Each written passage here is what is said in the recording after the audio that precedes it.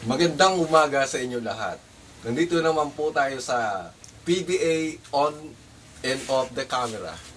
Matutunghayan po natin ng isa na namang makabuluhang kasaysayan ni Jerome, na isang atletang inahangaan ng milyong-milyong fans para lang masubaybayan ang kanyang paglalaro.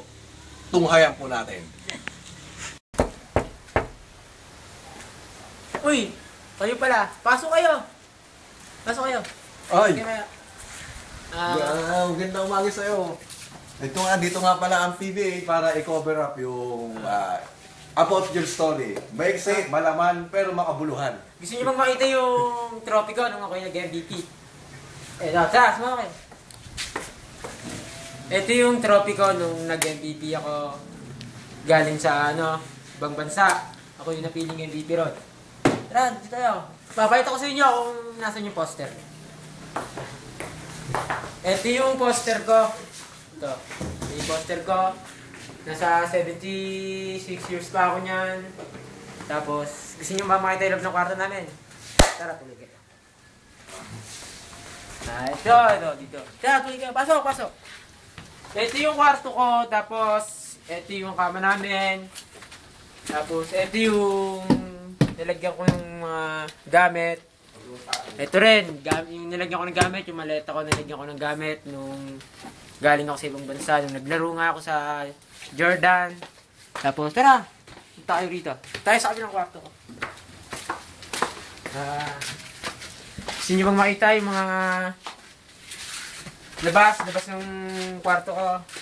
Yan, pag wala akong ginagawa yan, dyan lang nakatingin lang ako dyan. So yun, yung mga santo ko. Yung mga uniforme ko nung naglalaro ba ako. Tara, ito. Gusto nyo bang makita yung lagayan ko ng mga CDs? Tara. Ito yung mga lagayan ko ng CDs. Yan. Mahilig ako sa mga palabas ni Mr. Bean. Kasi natutuwa ako minsan kay Mr. Bean. Na si Mr. Bean. Tapos, ito yung mga barkada ko. Mga teammates ko. Si Nove, si Hector. Tapos ako. Saka si Royston. Tapos yun. Shota ako si Elaine.